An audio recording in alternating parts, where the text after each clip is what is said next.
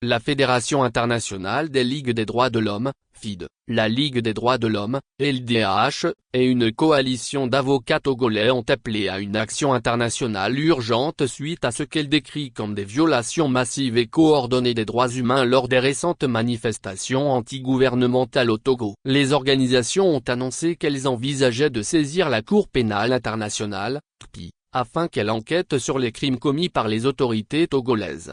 Dans une déclaration commune, les groupes de défense des droits humains ont accusé le régime du président Faure Gnassingbé d'avoir déployé les forces de l'État et les milices pro-gouvernementales pour réprimer violemment les manifestations qui se sont tenues les 6, 26, 27 et 28 juin à Lomé. Les manifestations, organisées par le mouvement civique émergent Mouvement du 6 juin M66, ont été déclenchées par un mécontentement croissant face aux difficultés économiques, à la répression politique et à une modification constitutionnelle controversée qui prolonge indéfiniment le pouvoir du président.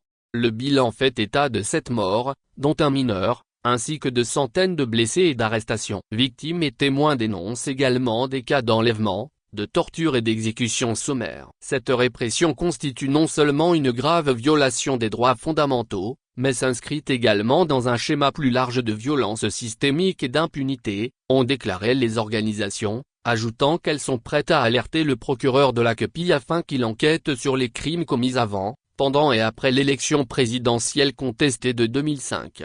Elles ont également condamné le communiqué du gouvernement du 29 juin louant le professionnalisme des forces de sécurité, le qualifiant de signal effrayant de violence d'État.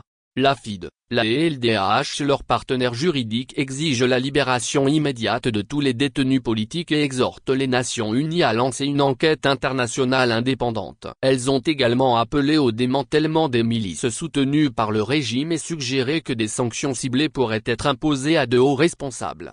Compte tenu de la crise actuelle et du silence des institutions régionales, il est temps que la justice internationale intervienne, ont conclu les organisations, appelant l'ONU à soutenir l'aspiration du peuple togolais à un changement démocratique. Parallèlement, le gouvernement togolais a annoncé que des mandats d'arrêt internationaux ont été émis contre des membres clés du mouvement M66, les accusant d'incitation aux troubles. Sans se laisser décourager, l'organisation appelle désormais à une nouvelle série de manifestations les 16 et 17 juillet, afin d'empêcher le gouvernement d'organiser les élections municipales prévues le 17. La principale revendication des manifestants reste inchangée, la démission du président Faure Gnassingbé, à la tête du Togo depuis 2005, après les 38 ans de règne de son père, Gnassingbé Eyadema. Avec ici l'homme. Mot-clé, Copy Manifestations Massacre.